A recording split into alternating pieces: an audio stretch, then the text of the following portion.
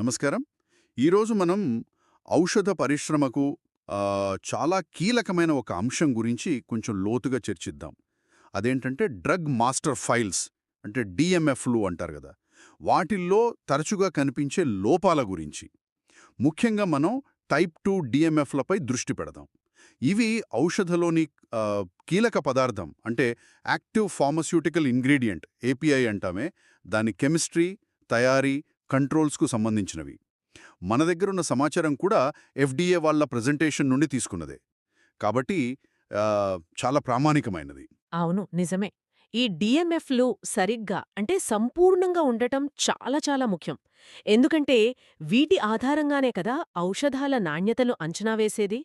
మరి వీటిలో లోపాలుంటే, ముఖ్యంగా కొత్త జెనరిక్ ఔషధాల ఆమోదం అంటే ఏఎన్డీఏ ఆమోదం, అది ఆలస్యం కావచ్చు.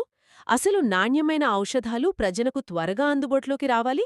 అదే కదా office of pharmaceutical quality OPQ లక్ష్యం. దీనికి ఇది చాలా ముఖ్యం. ఒక రకంగా చెప్పాలంటే నాణ్యమైన ఔషధానికి ఈ డిఎంఎఫ్ ఒక సరైన పునాది లాంటిది. అంటే పునాదిలోనే సమాచారం సరిగా లేకపోతే మొత్తం ఆమోద ప్రక్రియే ఆలస్యం అవుతుందన్నమాట. అందుకే ఈరోజు మనం ఈ డిఎంఎఫ్ సమర్పణలో సాధారణంగా ఎక్కడ పొరపాట్లు జరుగుతాయి, వాటిని వివరంగా తెలుసుకుందాం. ఈ సవాళ్లను సరిగ్గా అర్థం చేసుకుంటే వాటిని అధిగమించడం కూడా సులభం అవుతుంది కదా. సరే, ముందుగా ఈ టైప్ 2 డిఎంఎఫ్లు ఇంత ముఖ్యమైనవి అంటున్నారు. ఇవి ప్రధానంగా దేని గురించి సమాచారం అందిస్తాయంటారు? టైప్ 2 డిఎంఎఫ్లు పూర్తిగా ఏపీఐకి సంబంధించినవి. అంటే ఔషధం పనిచేయడానికి కారణమైన ముఖ్య పదార్థం అన్నమాట. దాని కెమిస్ట్రీ, దాన్ని ఎలా తయారు చేస్తారు అంటే మ్యాన్యుఫ్యాక్చరింగ్, మరియు దాని నాణ్యతను ఎలా కంట్రోల్ చేస్తారు అనే వివరాలన్నీ ఇందులో ఉంటాయి. ఈ సమాచారం స్పష్టంగా, సమగ్రంగా లేకపోతే సమీక్షకులు దాన్ని ఆమోదించలేరు. ఎందుకంటే నాణ్యమైన ఏపీఐలను స్థిరంగా అంటే ప్రతి బ్యాచ్లోనూ ఒకే విధంగా ఉత్పత్తి చేస్తున్నారని నిర్ధారించుకోవాలి కదా. దానికి అవసరమైన కీలకమైన కెమికల్, మ్యాన్యుఫ్యాక్చరింగ్ పారామీటర్లు, వాటి కంట్రోల్ పద్ధతులన్నీ ఈ డిఎంఎఫ్లోనే ఉంటాయి.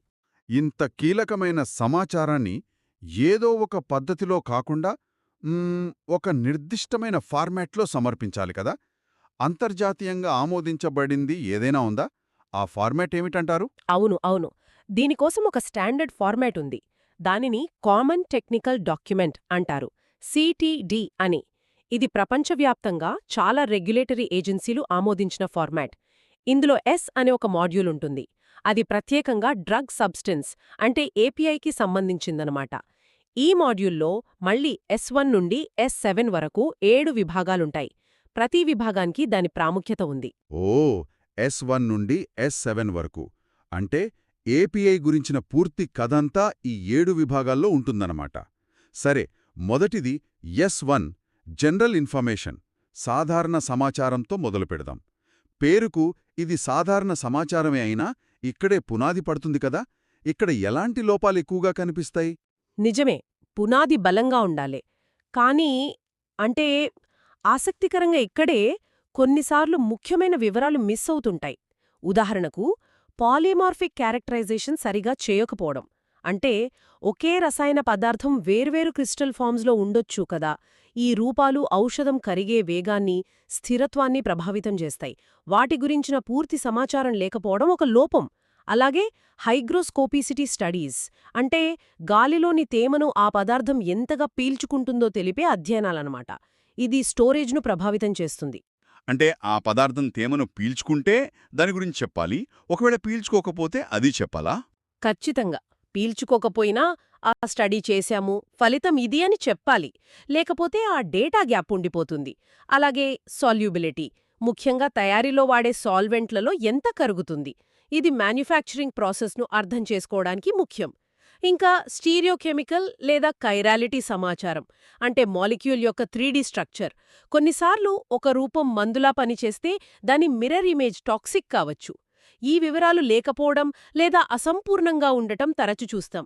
ఇంకో ముఖ్య విషయమేంటంటే ఏదైనా సమాచారం ఎందుకివ్వలేదో సరైన సైంటిఫిక్ రీజన్ చెప్పకపోవటం, లేదా వాళ్ళు చెప్పిన దానికి పబ్లిష్ అయిన లిటరేచర్కి పొంతన లేకపోవటం. ఇవి కూడా లోపాలే. అర్థమైంది. బేసిక్ ఇన్ఫర్మేషన్లోనే ఇంత శ్రద్ధ అవసరమన్నమాట. సరే, ఇక రెండో చాలా కీలకమైన విభాగానికి వద్దాం. S2 మ్యాన్యుఫ్యాక్చర్ అంటే తయారీ. పేరులోనే ఉంది, ఇది మొత్తం ప్రొడక్షన్ ప్రాసెస్ గురించి వివరిస్తుంది. ఇది చాలా కాంప్లెక్స్గా ఉంటుంది కదా, సో ఇక్కడ లోపాలు కూడా ఎక్కువే ఉంటాయేమో. అవునండి. ఈ విభాగం చాలా విస్తృతమైనవి. అందుకే ఇక్కడ లోపాలు కూడా ఎక్కువే కనిపిస్తాయి.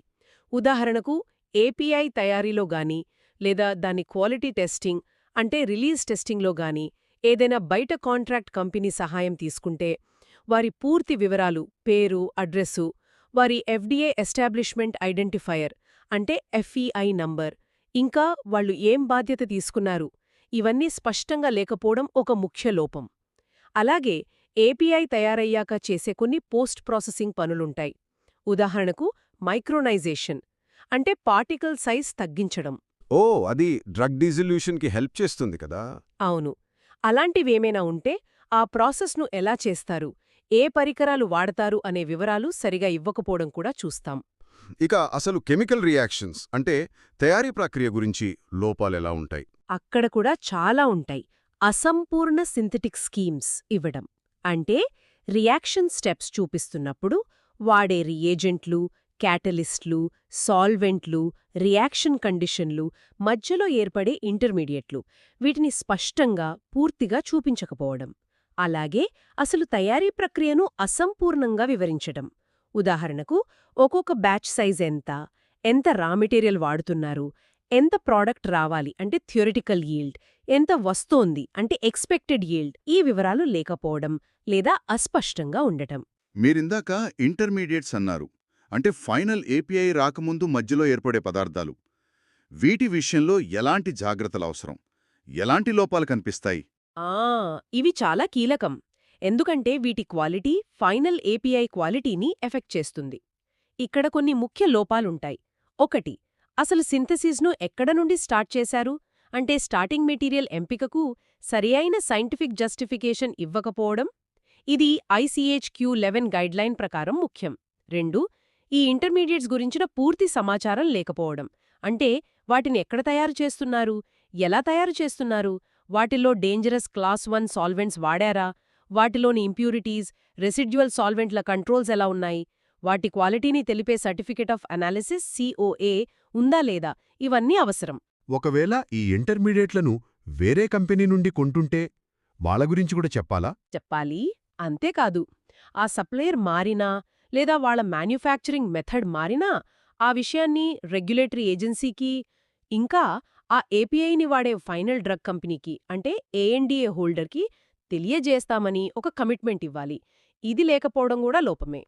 వీటితో పాటు ఇంకేముంటాయంటే, ఒకవేళ తయారీలో ఏదైనా తేడా వచ్చి బ్యాచ్ ఫెయిల్ అయితే దాన్ని ఎలా రీప్రాసెస్ చేస్తారు, వాడిన సాల్వెంట్లను ఎలా రికవర్ చేసి వాడుకుంటారు, ప్రాసెస్లో అత్యంత కీలకమైన స్టెప్స్ అంటే క్రిటికల్ ప్రాసెస్ పారామీటర్స్ CPPs ఏమిటి, వాటిని ఎలా కంట్రోల్ చేస్తున్నారు, ఇంకా మొత్తం ప్రాసెస్ సరిగ్గా పనిచేస్తుందని నిరూపించే ప్రాసెస్ వ్యాలిడేషన్ డేటా అంటే బ్యాచ్ సైజులు, యీల్డ్సు, టెస్ట్ రిజల్ట్స్, ఇవి లేకపోవడం కూడా సాధారణ లోపాలే.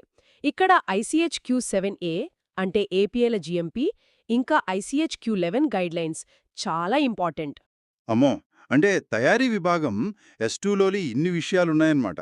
వీటన్నిటిలో లోపాలకు చాలా అవకాశం ఉంది. సరే, ఇప్పుడు తర్వాత విభాగానికి వద్దాం.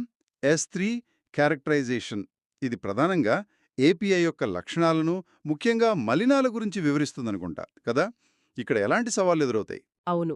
SA3 ముఖ్యంగా ఏపీఐ యొక్క స్ట్రక్చర్ ఎలా ఉంది, దాని ఫిజికోకెమికల్ ప్రాపర్టీస్ ఏంటి అని నిర్ధారించడం, అలాగే మలినాలను గుర్తించడం, వాటి స్ట్రక్చర్ కనుక్కోవడంపై ఫోకస్ చేస్తుంది. ఇక్కడ లోపాలంటే ఏపీఐ స్ట్రక్చర్ని కన్ఫర్మ్ చేయడానికి వాడిన స్పెక్ట్రల్ డేటా అంటే NMR, మాస్ స్పెక్, IR లాంటివి, అవి పూర్తిస్థాయిలో లేకపోవడం లేదా ఆ డేటాను సరిగ్గా ఇంటర్ప్రెట్ చేసి వివరించకపోవడం. ఇందాక S1లో చెప్పిన స్టీరియోకెమికల్ ఫీచర్స్ని ఇక్కడ ఎక్స్పెరిమెంటల్గా ప్రూవ్ చెయ్యకపోవడం. ఉదాహరణకు chiral HPLC, optical rotation data ఇవ్వకపోవడం. అలాగే పాలిమార్ఫిజంపై పూర్తిస్థాయి స్టడీస్ అంటే PXRD, DSC, TGA వంటి టెక్నిక్స్తో చేసిన స్టడీస్ లేకపోవడం. ఇంకొక ప్రాక్టికల్ ఇష్యూ ఏంటంటే సబ్మిట్ చేసిన డేటా కాపీలు సరిగ్గా లేకపోవడం, అంటే చదవడానికి వీలుకానివి, గ్రాఫ్లు సరిగా ఎన్లార్జ్ చేయకుండా ఇవ్వడం, ఇలాంటివి. మరి మలినాలు, ఇంప్యూరిటీస్, సమాచారంలో నిర్దిష్టంగా ఏ లోపాలుంటాయి? ఇది పేషెంట్ సేఫ్టీకి చాలా సెన్సిటివ్ విషయం కదా? మీరు చెప్పింది 100% నిజం. మలినాల కంట్రోల్ రోగి భద్రతకు అత్యంత కీలకం. ఇక్కడ ప్రధాన లోపాలేంటంటే తయారీ ప్రక్రియలో ఏర్పడగల అన్ని సంభావ్య పొటెన్షియల్ ఇంప్యూరిటీస్, ఇంకా వాస్తవంగా ఉన్న యాక్చువల్ ఇంప్యూరిటీస్ అన్నిటికీ పూర్తిస్థాయి హ్యాజర్డ్ అసెస్మెంట్ చెయ్యకపోవడం. ముఖ్యంగా మ్యూటజెరిక్ ఇంప్యూరిటీస్ గురించి ICH M7R2 గైడ్లైన్ ఉంది. దాని ప్రకారం అంచనా వెయ్యాలి. ఈ అసెస్మెంట్ లేకపోవడం పెద్ద లోపం. అలాగే రెసిడ్యుయల్ సాల్వెంట్లు, ఇనార్గానిక్ ఇంప్యూరిటీస్ హెవీ మెటల్స్ లాంటివి, వాటి గురించిన సమాచారం లోపించడం, ఇంప్యూరిటీస్ని సరిగ్గా ఐడెంటిఫై చేయకపోవడం, వాటి సరైన కెమికల్ పేర్లు, IUPAC నేమ్స్, స్ట్రక్చర్స్ ఇవ్వకపోవడం, అవి ఎలా ఏర్పడ్డాయి, ప్రాసెస్ రిలేటెడా, డీగ్రేడేషన్ ప్రోడక్టా అని క్లాసిఫై చేయకపోవడం, వాటి సేఫ్టీ ఇన్ఫర్మేషన్ లేకపోవడం. ఓ, ఇటీవల నైట్రోసమైన్ ఇంప్యూరిటీస్ గురించి చాలా వార్తలొచ్చాయి కదా, వాటికి సంబంధించి కూడా లోపాలుంటున్నాయా?